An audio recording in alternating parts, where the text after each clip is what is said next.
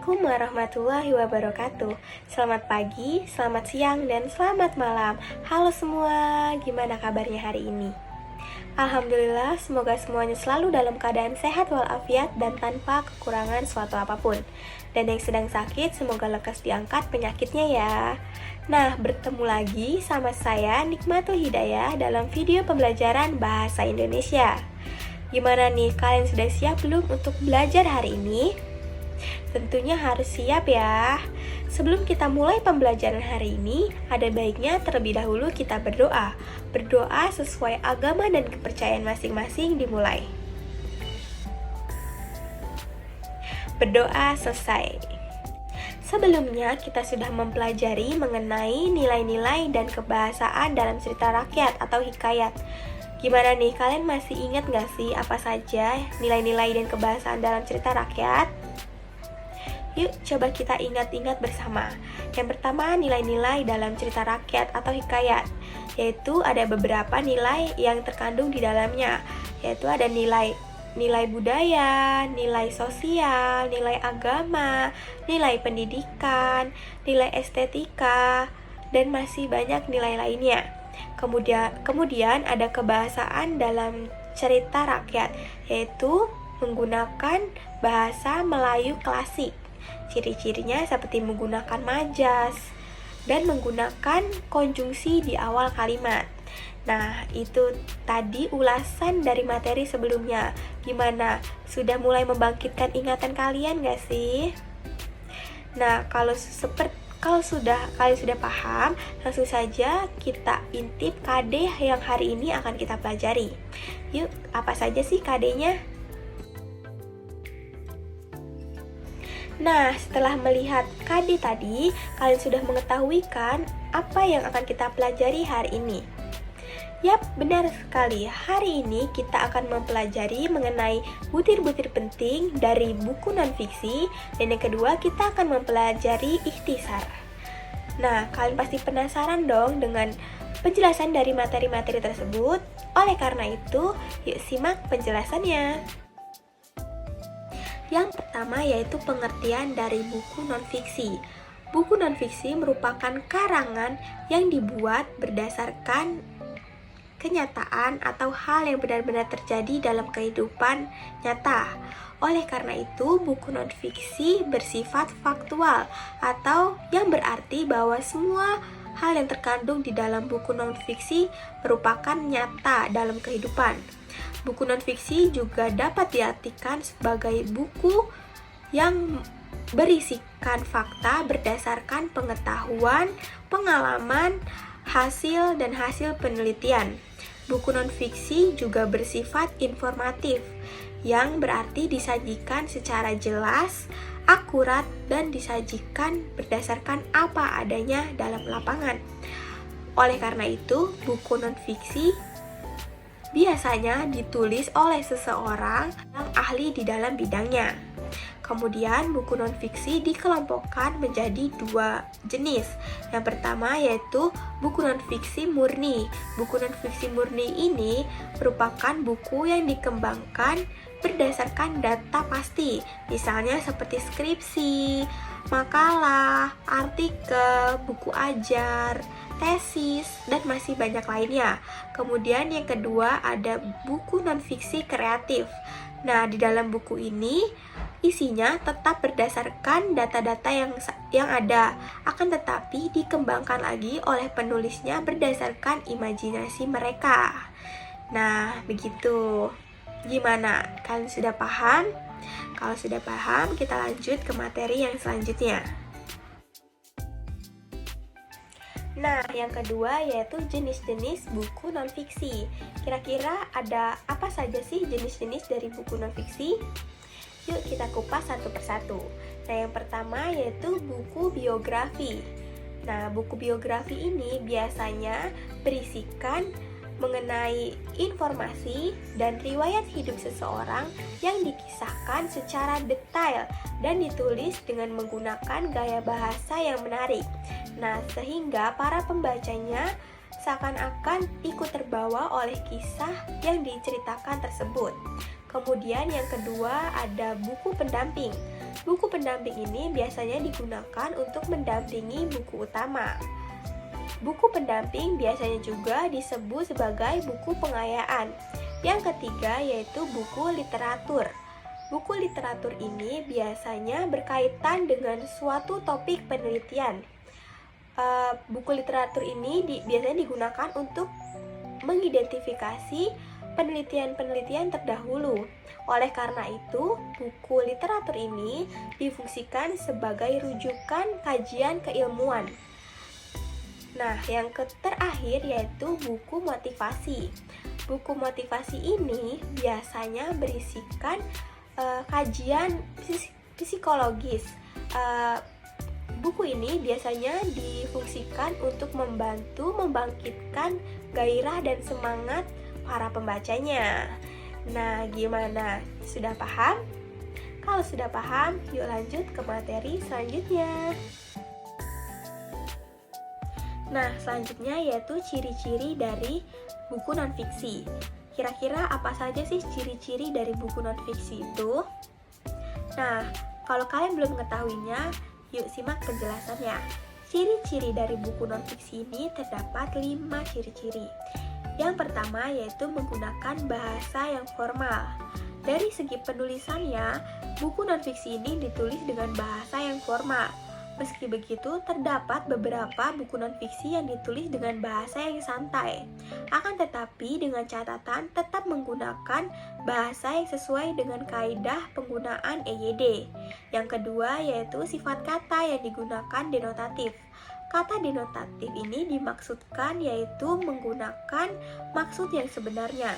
Jadi, informasi yang disampaikan oleh penulis ditulis dengan lengkap, to the point, dan tegas. Tujuan dari penggunaan kata denotatif yaitu penulis ingin menyampaikan informasi dengan cara tidak bertele-tele dan membingungkan pembacanya. Yang selanjutnya yaitu berdasarkan fakta. Dalam karangan nonfiksi, tulisan tersebut harus merupakan fakta dan faktual sesuai dengan data yang diperoleh. Hal tersebut yang membuat pembaca dapat langsung mendapat manfaat setelah membaca informasi tersebut. Kemudian yang selanjutnya yaitu bentuk tulisan merupakan ilmiah populer. Maksudnya yaitu tulisan tidak melulu menggunakan bahasa yang kaku. Jadi, para pembacanya dapat mempelajari dan memahami tulisan tersebut secara mandiri. Yang terakhir yaitu merupakan temuan baru. Maksudnya buku nonfiksi harus merupakan temuan baru atau pengembangan dari temuan yang sudah ada sebelumnya. Seperti itu. Yang selanjutnya yaitu butir-butir penting dalam buku nonfiksi. Nah, kira-kira apa saja? Yang pertama yaitu gagasan atau ide pokok dalam buku. Ide merupakan rancangan yang tersusun di dalam pikiran. Nah, ide ini biasanya disebut juga sebagai gagasan. Ide pokok merupakan ide yang disampaikan oleh penulis dalam suatu pokok bahasan di dalam suatu paragraf. Ide pokok merupakan hal yang penting di dalam suatu paragraf. Di dalam ide pokok berisikan informasi yang penting yang ingin disampaikan oleh penulis kepada para pembacanya. Yang selanjutnya yaitu fakta. Fakta merupakan sesuatu yang benar-benar terjadi dan pernyataan yang tak terbantahkan kebenarannya. Biasanya kalimat yang berisikan fakta merupakan kalimat yang ditulis berdasarkan peristiwa, pengetahuan, suasana yang benar-benar terjadi, dan bersifat objektif. Kemudian yang selanjutnya yaitu pendapat. Pendapat merupakan sikap, pandangan, atau tanggapan seseorang terhadap suatu fakta atau kebenaran.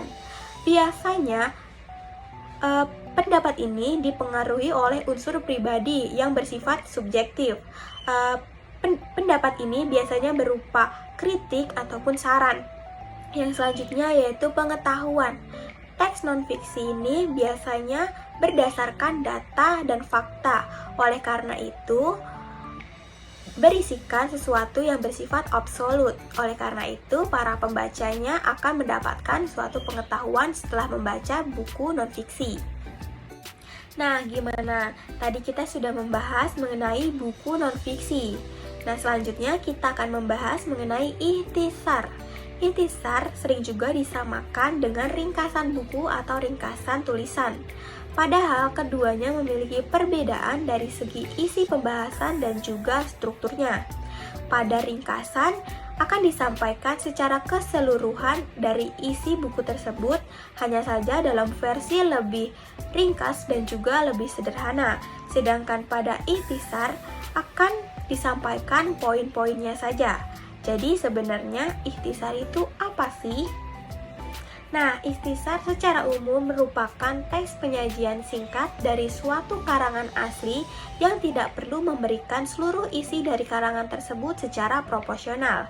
Jadi, ikhtisar disusun berdasarkan poin-poin penting dari suatu karangan tersebut. Dengan adanya ikhtisar, suatu karangan menjadi lebih ringkas karena kita hanya perlu membaca bagian-bagian pentingnya saja. Gimana? Sudah paham? Kalau sudah paham, kita lanjut ke ciri-ciri dari ikhtisar. Nah, ciri-ciri ikhtisar ada 3. Yang pertama, tidak mempertahankan urutan gagasan. Yang kedua, bebas mengkombinasikan kata-kata yang akan digunakan, akan tetapi dengan syarat tidak menyimpang dari inti buku tersebut. Yang ketiga yaitu tujuannya untuk mengambil sebuah inti dari buku. Nah, selanjutnya yaitu fungsi dari ikhtisar itu sendiri. Kira-kira apa ya? Nah, yang pertama yaitu untuk mengembangkan ekspresi serta menghemat kata agar tidak bertele-tele. Yang kedua, memahami serta mengetahui isi dari suatu karangan. Dan yang ketiga yaitu membimbing serta menuntun seseorang agar dapat memahami isi dari suatu karangan. Nah, itu tadi fungsi dari ikhtisar. Nah, yang terakhir yaitu langkah-langkah menulis ikhtisar. Jadi, hal pertama kali lakukan yaitu mengenali identitas buku. Jadi, seperti judul, terus penulis, penerbit, cover, dan tebal buku, dan lain-lain. Yang kedua yaitu mencermati isi buku tersebut dengan detail tanpa melewatkan satu kata pun. Yang ketiga yaitu menyusun kerangka tulisannya. Jadi setelah kalian membaca buku dengan detail, kalian dapat menulis ringkasan dari buku tersebut. Kalian bebas menggunakan kata-kata kalian sendiri, akan tetapi tidak menghilangkan inti dari buku tersebut. Boleh juga tidak beraturan, tidak harus sesuai dengan proporsional buku tersebut. Kemudian yang terakhir yaitu memeriksa tulisan aslinya. Dalam hal ini kalian perlu memperhatikan buku aslinya. Setelah kalian membaca buku tersebut, kalian kemudian melakukan ikhtisar. Kalian dapat menggunakan kombinasi kata-kata, akan tetapi tidak boleh menyimpang dari inti buku tersebut. Seperti itu. Nah, itu tadi materi terakhir kita pada pertemuan kali ini. Gimana? Apakah ada pertanyaan? Nah, jika ada pertanyaan, silahkan ditanyakan di kolom komentar atau di WhatsApp grup ya. Nah, setelahnya, Ibu akan memberikan kalian penugasan. Dengarkan baik-baik ya. Tugasnya yaitu yang pertama, buatlah kelompok dengan anggota 4-5 orang. Setelah itu, masing-masing kelompok akan Ibu berikan buku non-fiksi dalam bentuk PDF dan kalian harus mendiskusikannya dengan menemukan butir-butir penting yang ada di dalamnya. Setelah itu, kalian buat ikhtisar dari buku tersebut. Nah, karena pembelajaran kita yang masih online, kalian dapat menggunakan media Zoom sebagai media diskusi kalian.